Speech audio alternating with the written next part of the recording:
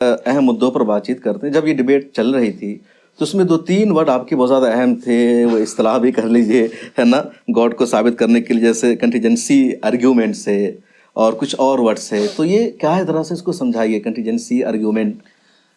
چلیں, آپ نے تو دیوبند میں پڑھا ہے نا جی, آپ سمجھ جائیں گے اور آسانی سے. دیکھیں, خدا کے سوا سارے وجود جو ہیں وہ ممکن الوجود ہیں, بالکل واجب الوجود نہیں ہے. ممکن الوجود یعنی کنٹینجنٹ ہونا. اس کا مطلب یہ ہوتا ہے کہ کوئی بھی چیز, مثلا یہ میرے سامنے ایک مائک ہے, جی, یہ ایگزسٹ کر بھی سکتا تھا اور نہیں بھی کر سکتا تھا. اس کے ایگزسٹ کرنے نہ کرنے سے یونیورس کی ایگزسٹنس میں کوئی فرق تو نہیں پڑا. بالکل. اچھا, اب آپ دیکھیں یہ ایک اسپیسیفک شیپ میں, جی, اگر اسے ایگزسٹ کرنا ہی ہوتا تو کسی اور شیپ میں بھی تو ہو سکتا تھا. بالکل. لیکن اسی اسپیسیفک شیپ میں جی, ایک تو ایگزسٹ کرنا ضروری نہیں تھا لیکن ایگزسٹ کر رہا ہے, اور جب ایگزسٹ کر بھی رہا ہے تو اسی اسپیسیفک شیپ میں کر رہا ہے. بالکل. یہ چیز یہ ظاہر کر رہی ہے کہ یہ اپنے ایگزسٹنس میں اور اپنے اس اسپیسیفک شیپ میں کسی کے اوپر ڈیپینڈڈ ہے, یعنی کسی نے اسے بنایا ہے, کسی نے یہی شیپ کو اختیار کیا ہے, ڈیپینڈڈ ہے. اسے کہتے ہیں کنٹینجنٹ. یہ چیز کنٹینجنٹ ہو گئی. تو ہر وہ چیز جو کنٹینجنٹ ہوتی ہے, جو ممکن الوجود ہوتی ہے, وہ کسی کے اوپر ڈیپینڈڈ ہوتی ہے. اب اسی مائک کو ہم نے بال کی مثال دی تھی وہاں پہ, اس کو آپ بڑا کرتے چلے جائیں اور پوری یونیورس کے سائز میں لے آئیں. اب یہ جو پوری یونیورس ہے یہ ایگزسٹ کر بھی سکتا تھا, نہیں بھی کر سکتا تھا, اور ایگزسٹ کر سکتا اگر کرنا ہی تھا تو دوسرے لاز میں بھی کر سکتا تھا.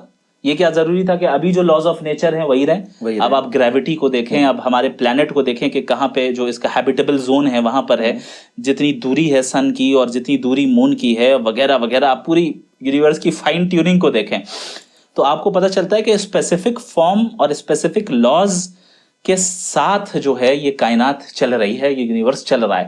جی, تو اس کا ایگزسٹ کرنا ضروری نہیں تھا, کر بھی سکتا تھا, نہیں بھی کر سکتا تھا, اور کرنا ہی تھا تو دوسرے لاز کے ساتھ بھی اور دوسرے فارم میں بھی کر سکتا تھا, لیکن اسپیسیفک فارم میں کر رہا ہے. یہ اس بات کی علامت ہے کہ پورا یونیورس جو ہے یہ کنٹینجنٹ ہے, یعنی ڈیپینڈنٹ ہے. اب جو کنٹینجنٹ ہوگا وہ کسی کے اوپر ڈیپینڈنٹ ہوگا. بالکل. اب یونیورس کسی کے اوپر ڈیپینڈنٹ ہے, پھر وہ کس کے اوپر ڈیپینڈنٹ ہے؟ یہاں سے فلاسفرز کہتے ہیں نیسیسری بینگ کے اوپر.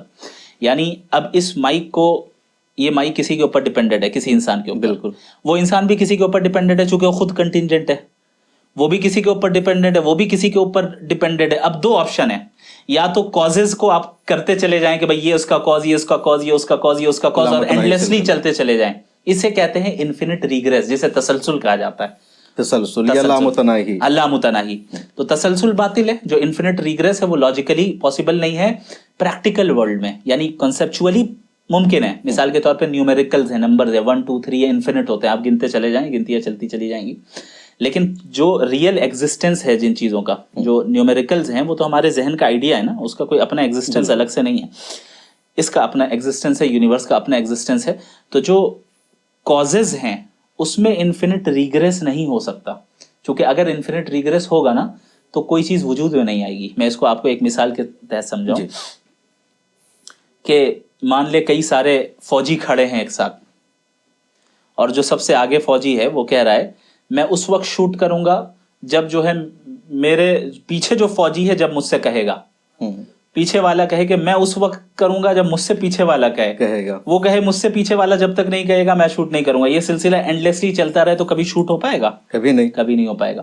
تو ضروری ہے کہ اس چین میں, اس چین میں کوئی ایک ایسا فوجی ہو جو دوسرے پہ ڈیپینڈنٹ نہ ہو بلکہ انڈیپینڈنٹ ہو. بالکل. اور خود ڈیسیجن لے.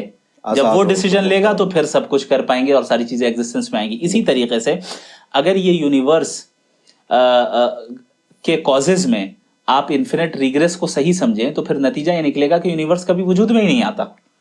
کہیں نہ کہیں ایک پوائنٹ ایسا ہے جہاں پر وہ کاز, وہ سبب ایسا ہے جو کہ انڈیپینڈنٹ ہے, وہ کسی کے اوپر ڈیپینڈنٹ نہیں ہے. اب وہ کاز کیا ہے, اسے ہی نیسیسری بینگ کہا جاتا ہے, جسے واجب الوجود کہتے ہیں. جی ہاں, واجب الوجود, یعنی جس کا موجود نہ ہونا ناممکن ہو. اگر وہ نہ ہوتا یا یہ کہ وہ ڈیپینڈنٹ ہوتا تو پھر یا تو تسلسل لازم آئے گا جو کہ باطل ہے, اور اگر وہ ہے تو اس کا مطلب اس نے اپنے ول سے ساری چیزوں کو وجود میں لایا ہے. تو اس ذات کو نیسیسری بینگ کہتے ہیں. تو یہ در حقیقت آرگیومنٹ آف کنٹینجنسی ہے.